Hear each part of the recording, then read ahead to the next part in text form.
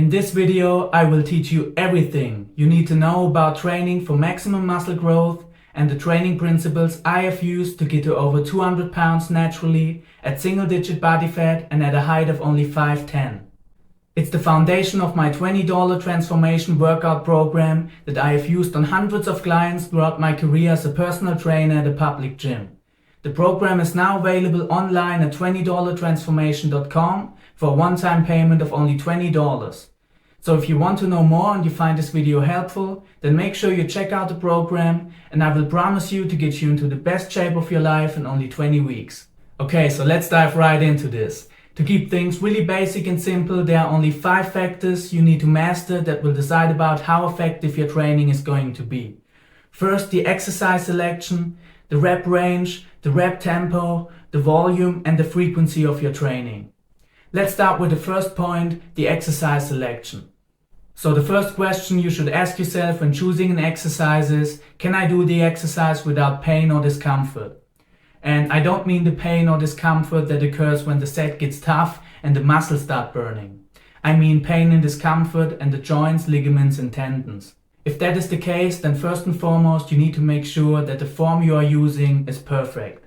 For example, make sure that you are not locking out your joints at the bottom of the rep. Make sure that you can actually do the full range of motion. So for example, there were a bunch of clients I have trained in the past that just couldn't get into a deep squat. And they started to force themselves to do it. And when they were training alone, they were elevating their heels off the ground just to get down to the bottom of the rep. But that is not a solution, guys. It will only cause pain and wear and tear on your joints. So if you cannot do an exercise comfortably and you're not able to do the full range of motion in a safe and effective way, then don't force yourself to do the exercise. Trust me guys, there are hundreds of alternative exercises you can do. And yes, for example, the squat is a great exercise to build your legs, but if you cannot do the squat in a safe way, even when you stretch beforehand, then don't even waste your time with it. The second thing you should ask yourself is the exercise practical for progressive overload? Meaning, can I improve and can I get stronger over time? And does the exercise emphasize a deep stretch under load? We know today that the peak stretch is the most hypertrophic part of the repetition. So let's go back to our example with the squat. A lot of people have mobility issues in their hip joints and their ankles, which prevents them from squatting all the way down when they do a traditional back squat. So instead of forcing themselves to do the exercise anyway and doing these tiny partial repetitions, they could switch to an alternative squat exercise like the Bulgarian split squat. And the chances are high that they would be able to do a fuller range of motion and get a better stretch at the bottom of the rep, which would lead to an increased stimulus for muscle growth. Another thing which is also super important to consider when it comes to exercise selection is the amount of fatigue that an exercise causes to your entire system. Me, for example, I love the standing military barbell press. However, I also know a lot of people who don't really do them because they feel like the exercise is super exhausting and it's not really worth it for them. For them, it's probably a better option to do a seated dumbbell press, for example. So guys, there really are no must-do exercises. Just make sure that your overall workout focuses on heavy compound lifts and you're well on your way to a better physique. Okay, so the second factor is the rep range you are using in your workouts. First of all, it's important to know that you can use a wide spectrum of reps. Every rep number from 5 reps all the way to 30 reps per set works really well for hypertrophy. However, there is a rep range that I like to call the practical rep range, and it's somewhere between 8 and 15 reps per set. Now why is it the most practical? Well, it's because it causes the least amount of fatigue and it's also the most effective rep range to use when training close to or to failure. The problem with really low reps from 1 rep to 5 reps per set is that it causes a lot of neurological fatigue, which makes it pretty hard to get a lot of volume in, simply because it tends to be pretty toxic to your nervous system over time. When it comes to really high reps, it's the psychological factors which make it really hard to train to failure. Because let's face it, if you do a set of 30, for example on shoulder presses, that burns, man, and it's hard to fight through that burn over many sets throughout your workout. Now, does that mean that you should only be doing sets in the 8 to 15 rep range? No, not so fast. When we look at 2 of the main drivers for muscle hypertrophy, it's mechanical tension and metabolic stress. Mechanical tension increases with the amount of weight that you're using. Now, lifting in those really low rep ranges can also lead to neurological changes, which can make strength gains happen much faster than they would occur in higher rep ranges. We know that progressive overload is needed to continue to build muscle over time, which is why it makes sense to incorporate some heavier sets from time to time. I would say about 5 to 10% of your overall volume. Higher rep ranges also have their time and place in a good workout, and that's because of the metabolic stress that builds up with the increased blood flow, which we call in bodybuilding the pump. The pump can lead to hormonal responses that also include the anabolic hormones, testosterone and growth hormone, which is why again it would be a good recommendation to use about 5 to 10% of your overall workout volume for reps higher than 20. Now let's look at the third factor, the rep tempo. Exercise scientists have been asking themselves for years, is there a perfect rep tempo? And I say yes. It's the tempo that allows you to control the eccentric portion of the rep, which is the lowering phase of the rep, as much as possible without having to do less reps or having to use less weight in order to achieve the same amount of reps. Now, what does that mean exactly? My general recommendation would be to do a fast and explosive concentric while controlling the eccentric for 2 or 3 seconds, of course always while keeping perfect form. Now let's say I would do an even slower eccentric and I would slow it down for 4 or 5 seconds.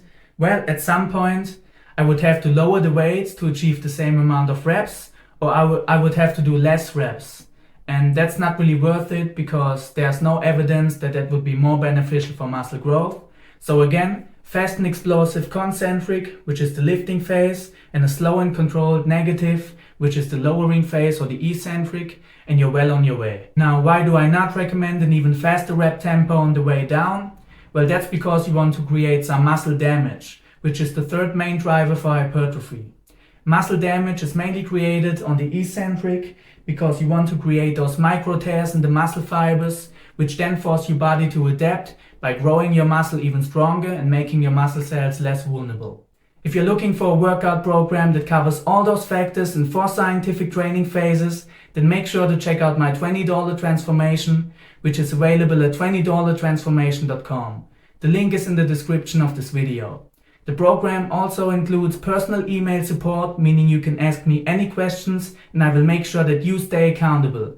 It also includes the exact macro and calorie calculation to reach your personal goal and meal plan examples for everyone. Again, it's only $20, so make sure you take advantage of this amazing deal. It's only available for a limited time and I'll see you on the team and we will get you into the best shape of your life. Of course, at point 4, we also have to cover volume. When it comes to volume, you should always do the least amount of volume that's needed at your training level for maximum gains. Well, that's easier said than done, right? What I mean is that you should use volume strategically instead of looking at it as this set number that can never change. So for example, if you're a complete beginner, then 1 or 2 sets per muscle group per week might already be enough. However, I highly doubt that it will be enough if you've been training for 10 years. The recovery ability is highly individual and it tends to be pretty different from one person to the next. So it's definitely worth to do a little self-experimenting and to see how your body responds to higher volumes as well as lower volumes. However, there are 3 key points that you should always have on your volume checklist. First, how am I feeling throughout the day? Are my energy levels high? Secondly, am I making progress, meaning am I getting stronger in the gym? And furthermore, am I seeing positive changes in my physique? If you can answer all these 3 questions with yes, then you should be in a good range as far as volume is concerned. Last but not least, training frequency. How often should I train a muscle group? Well, that's pretty simple to answer because as long as the weekly overall set volume stays the same, chances are that you're making the same amount of gains no matter if you're training a muscle group 1 time, 2 times or 3 times a week. Personally, I like to change up my split all the time. Not only does it keep things fresh, interesting and more fun, but it also forces my body to adapt to a new stimulus regularly. In my decade-long bodybuilding journey, as well as in my career as a personal trainer, I have found that challenging the human body with a completely new routine from time to time always leads to better results. And that is also why I have incorporated multiple different training phases that build up on one another in my $20 transformation workout program. And with that being said, I'm going to leave you with this. The perfect muscle building workout is the one that covers all the most important factors of hypertrophy, while also making sure that your motivation levels and your fun levels are as high as possible. Because remember guys, bodybuilding is not a sprint, but a marathon. And I want you to have fun in the gym and to achieve the results of your lifetime for many, many, many years and not just for a few weeks at a time. If you want a workout program, which I truly believe will do that, then make sure to check out my $20 transformation at $20transformation.com. And if not, I still hope you found this video helpful and you can use some of these points in your next workout. Stay strong, stay healthy, see you next time.